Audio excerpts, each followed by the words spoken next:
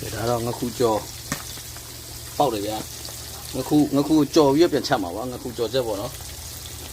ငခုကြော်ချက်ပါငခုကြော်ဆိုတည့်ရတဲ့အမယ်လေးပေါက်နေလို့အဝေးမှနေနေရတယ်ဟုတ်တော့အိုးမကောက်အောင်တော့လုတ်တဲ့နီးရတော့ဟိုမှာကျွန်တော် live ပေါ်မှာကြည့်သလိုပဲမြင်ဘူးတော့ဗောနော်ဟိုအမှုတ်တစ်ခုခုပေါ့အရင်မကြော်ခင်ထည့်လိုက်တာဖြစ်တယ်အဲ့ဒါကျွန်တော်မှပဲအမှုတ်ရှိရတယ်ကျွန်တော်ပဲအကြက်မှုတ်ထည့်ချလိုက်တယ်ထည့်ရကြော်နေတဲ့အချိန်မှာသူကအိုးတော့အောက်တော့မကတ်ဘူးဒါပေမဲ့ပေါက်တယ်နည်းနည်းတော့ပေါက်နေသေးတယ်ဒါတော့ညဒီကြိတ်မှဖြစ်ပါတယ်ကျွန်တော်မထောင်းတော့ပါဘူးစောက်ဝယ်လိုက်ပါပြီ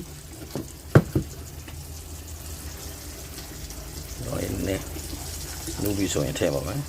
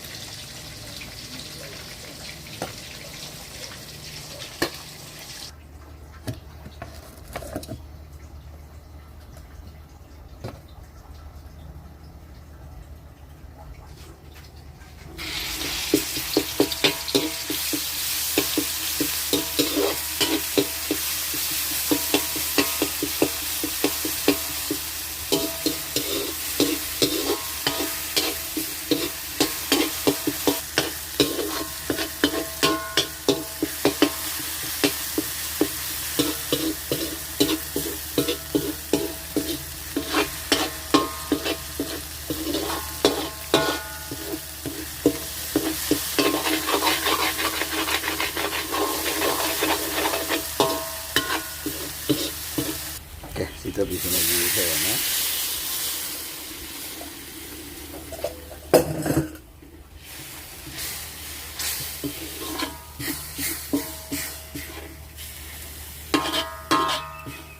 ဒါတနည်းပေါ့နော်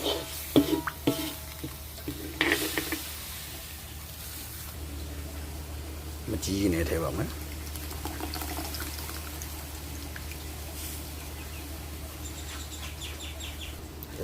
အားထည့်ပါမယ်